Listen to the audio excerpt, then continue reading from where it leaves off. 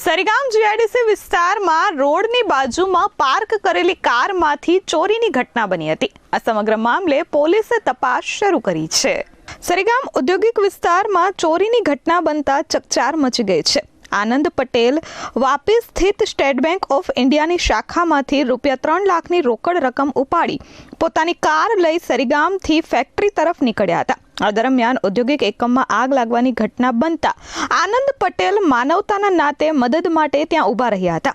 આ દરમિયાન વાપી તરફથી બાઇક પર આવેલા 2 અજાણ્યા ઈસમોએ પલવારમાં જ કારની ડાબી બાજુનો કાચ તોડી નાખ્યો હતો અને ડેશબોર્ડમાં મૂકેલા ₹3 લાખ ચોરી કરી લીધા હતા। આરોપીઓ વાપીથી જ કારનો પીછો કરી રહ્યા હોવાની આશંકા આનંદ પટેલે વ્યક્ત કરી છે। ઘટનાની જાણ થતાં જ તાત્કાલિક સરીગામ પોલીસે ગુનો નોંધી તપાસ શરૂ કરી છે અને આસપાસના સીસીટીવી ફૂટેજ તપાસવાનો પ્રયાસ હાથ ધર્યો છે। જો કે હાલ પોલીસે સમગ્ર મામલે તપાસ શરૂ કરી છે। મારું નામ આનંદકુમાર દોલતરાય પટેલ છે। હું સરીગામ ઇન્ડસ્ટ્રી એસોસિએશનમાં ઓનરરી સેક્રેટરી છું।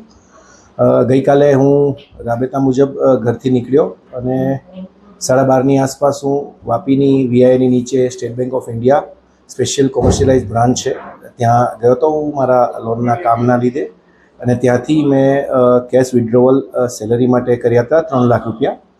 ત્યાંથી હું નીકળ્યો અને સરીગામ આવવા માટે નીકળ્યો હતો। વાપી વીઆઈ 4 રસ્તા થઈ અને સેલવાસ 4 રસ્તા થઈને હું હાઈવે પર આવ્યો અને ત્યાંથી 4 રસ્તા પર મારી પાસે ફોન આવ્યો અને એ ફોનમાં મને માહિતી મળી કે સરીગામ ઇન્ડસ્ટ્રીયલ એસ્ટેટમાં અમારા મિત્રની એક કંપની છે ત્યાં ફાયરની ઘટના થઈ।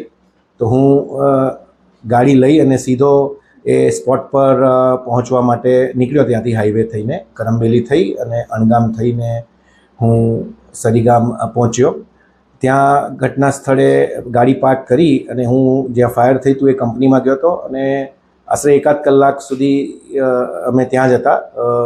15-20 મિનિટની જહેમત બાદ આગ કાબૂમાં આવી ગઈ, પણ બીજા બધા એમના કંપનીના મેનેજરોને વાપીથી આવે ત્યાં સુધીમાં અમે ત્યાં જ હતા અને ઘટના પૂરી થઈ પછી હું જ્યારે 2:15ની આસપાસ મારી ગાડી પાસે આવ્યો તો મારી ગાડીના ક્લીનર સાઈડની જે વિન્ડો છે એ વિન્ડો તૂટેલી હાલતમાં દેખાઈ અને જે પૈસા મેં વિડ્રો કર્યા હતા એ ડેશબોર્ડમાં મૂક્યા હતા એ ડેશબોર્ડ પણ ખુલ્લી હાલતમાં દેખાયું।